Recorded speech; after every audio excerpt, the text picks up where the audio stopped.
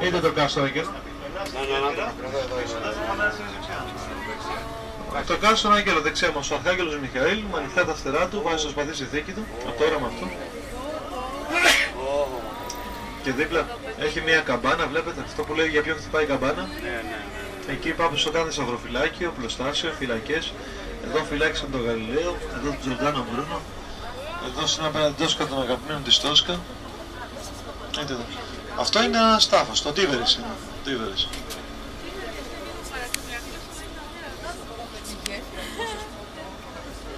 Όπως πει τώρα το φορείο.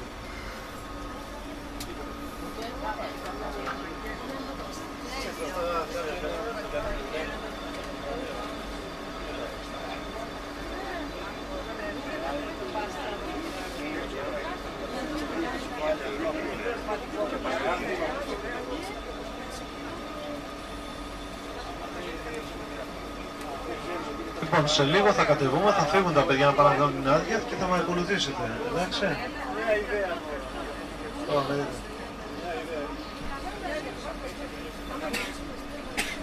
Αλλού θα μας αφήσει το λεωφορείο, αλλού θα μας πάρει, σύμφωνοι. Δεν θα με χάσετε τα μάτια σας. Μέσα στον Άγιο Πέτρο θα πάρουμε και τα ακουστικά, να μ' ακούτε, γιατί απαγορεύεται να φωνάζω εγώ. Πρέπει να ψιθυρίζω ακόμα και εγώ μέσα στον Άγιο Πέτρο, μας υποχρεώνουν να έχουμε αυτά τα ακουστικά.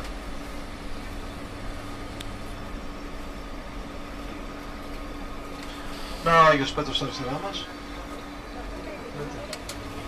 Καλά γίνεται χαμός. Δεν με απασχολεί. Δείτε τον τρούλο του Αγίου Πέτρου, το σχεδίασε ο Μιχαήλ Άγγελος. Και μπροστά μας δεν είναι τείχος αυτό που θα περάσουμε από κάτω. Αυτό που βλέπετε είναι ένας αέριος διάδρομος που έχει μήκος 1200 μέτρα. Είναι το διάσημο Πασέτο και κάθε φορά που κινδύνευε ο Πάπας από τον Άγιο Πέτρο αριστερά μας, τον οδηγούσαν στο κάστρο των Αγγέλων δεξιά.